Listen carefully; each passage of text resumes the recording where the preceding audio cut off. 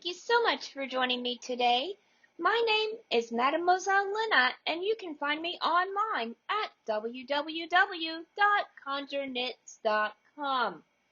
Today, we are here to do our weekly forecast for May the 3rd through the 9th, 2021, and we are going to use the Spirit Keepers Tarot, the Trivian Edition by Benabel Wynn.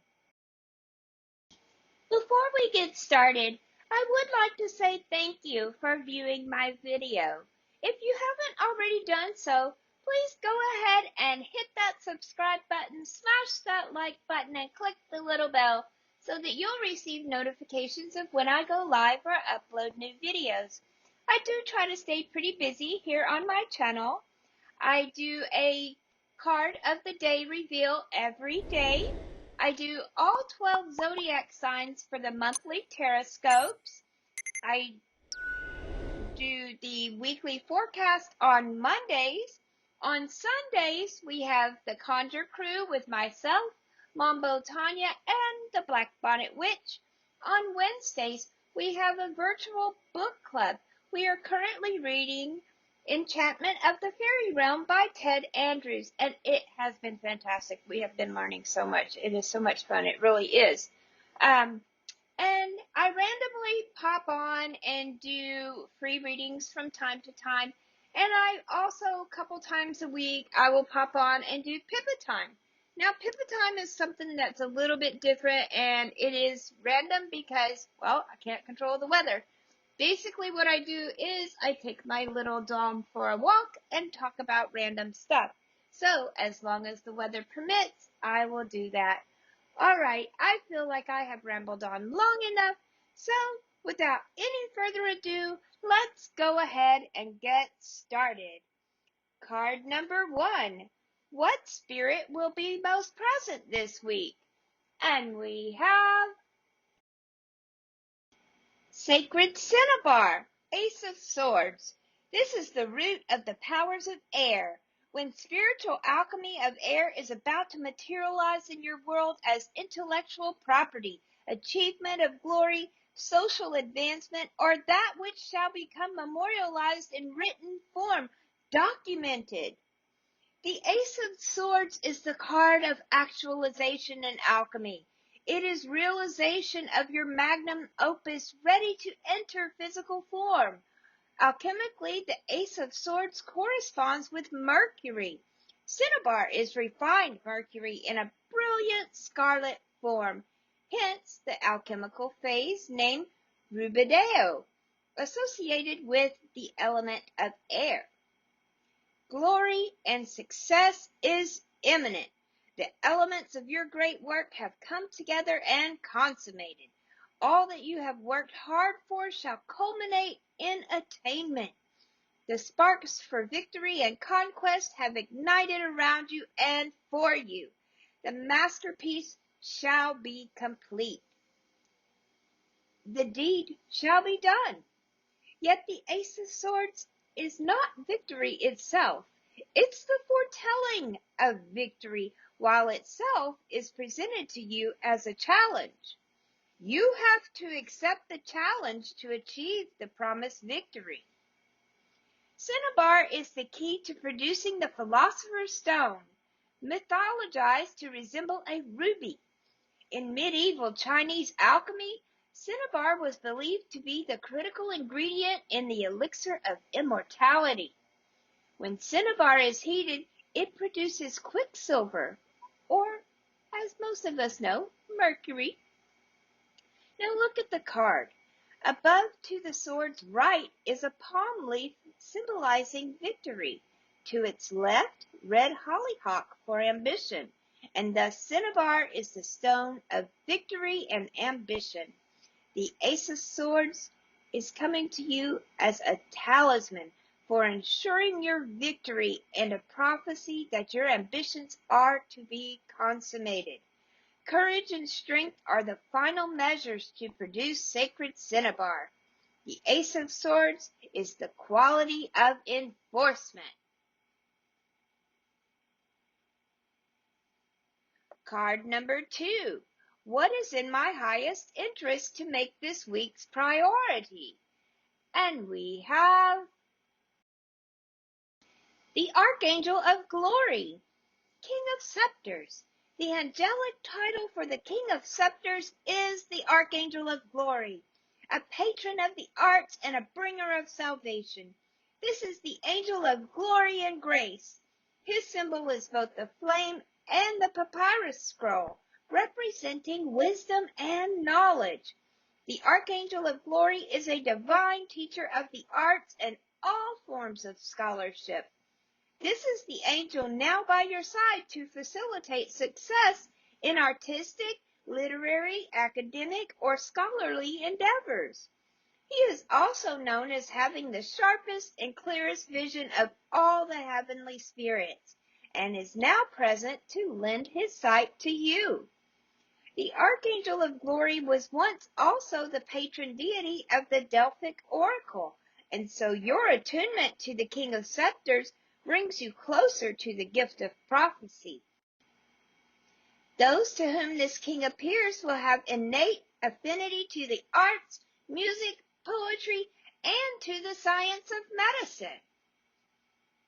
When the angel of art and grace appears to you, you are an incarnate of Alexander the Great, and thus hold the potential to conquer realms far beyond what you currently perceive for yourself. Dream big, aim high, and the Archangel of Glory will lift you to the heights you set upon. The Archangel of Glory is the absolute epitome of intellectual, innovative, and creative excellence.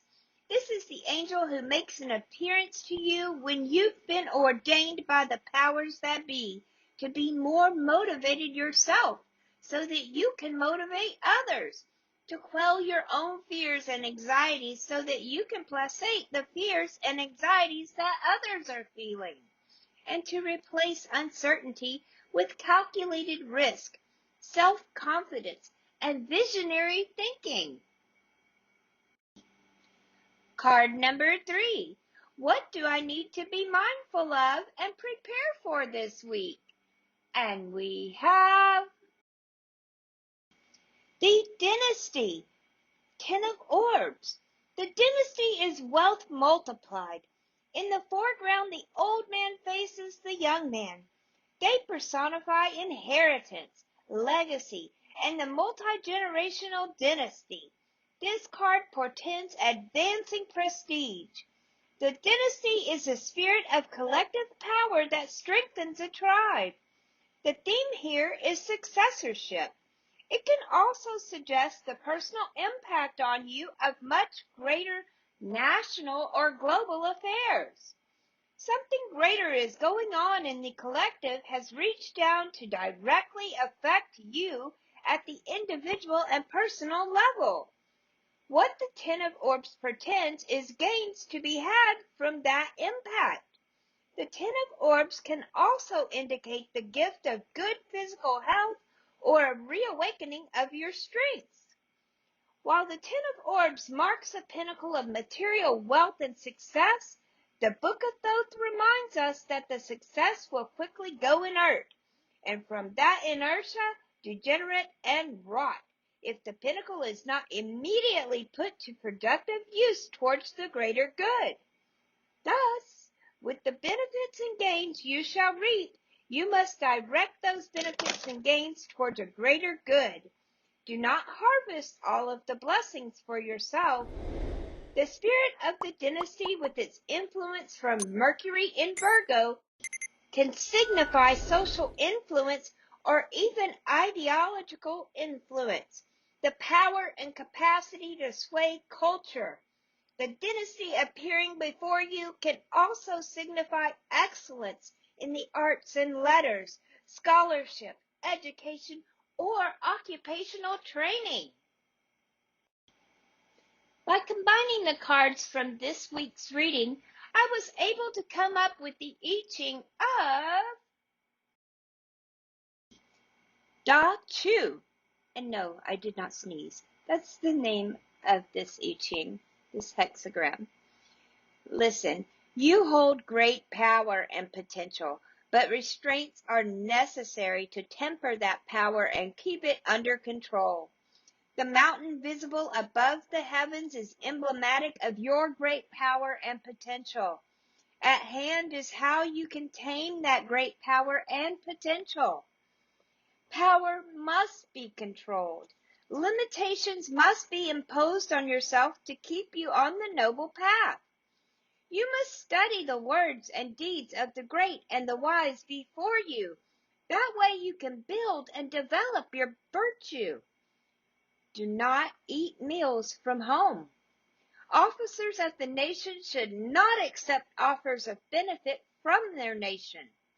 Do not take from your own people. Decline enrichment from those you are serving.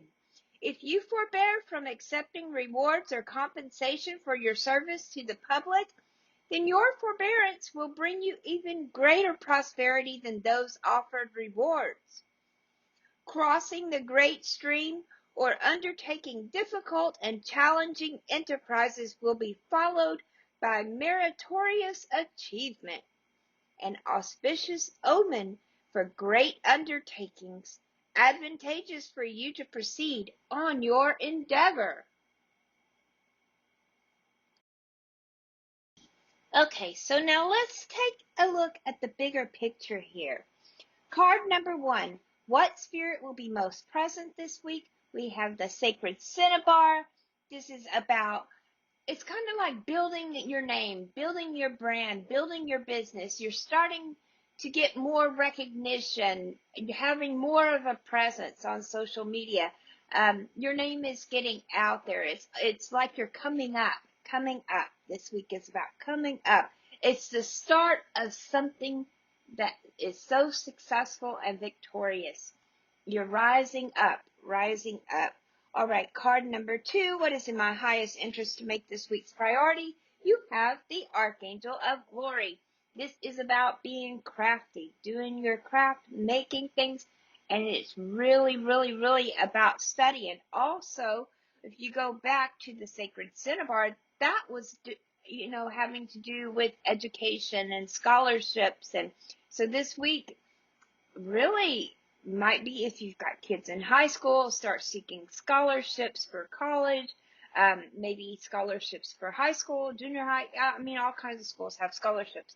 But both of these cards, Sacred Cinnabar and the Archangel of Glory, both have a lot to do with education and being scholarly, learning, studying, coming up, being crafty, making things, being creative. And then that brings us to card number 3. What do I need to be mindful of and prepare for this week? And we got the dynasty. Now the dynasty is learning from our elders. It also could be receiving money. It could be an inheritance. It could be income tax return. It could be a stimulus that you've been waiting for, but something that's coming from something that's bigger than you. Okay.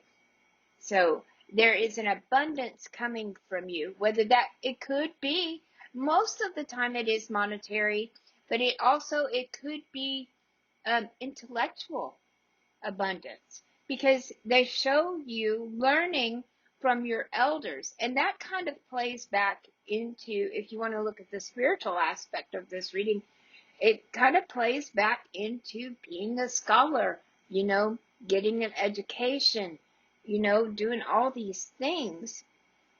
All right. So, and then the I Ching, of course, just goes over everything. It basically is telling you, you're going to be coming up, you're learning. Make sure that when you receive your abundance, whether that be monetary or intellectual, that you don't just hoard it all to yourself. Give back, give back to the community. And while I was doing the reading, and this comes up for me because I do free readings sometimes, I randomly pop on, do free readings, but expecting people to give a donation for that reading, well, here they're saying don't do that, because that takes away from the gift that the divine is creating for you. And that gift from the divine is going to be so much greater than these donations. So if you get a donation, great. But don't expect it and don't ask for a donation, because that kind of defeats the purpose of doing community service. All right, this week, actually, it looks really amazing. It looks like there's going to be some coming up, some, education, learning from our elders, and that is always so, so exciting. I love it. I love it. I love it. I love it. I hope that this reading has resonated with you and will help lead you and guide you throughout the week. If you would like a more personal and in-depth reading, you can go over to my website at www.conjureknits.com. Click on the link at the top of the page that says book a reading, and I will talk to you soon. If you did find this video helpful and feel that others will benefit from it, please be sure to share it. Alright guys, I will talk to you soon. Love you bunches.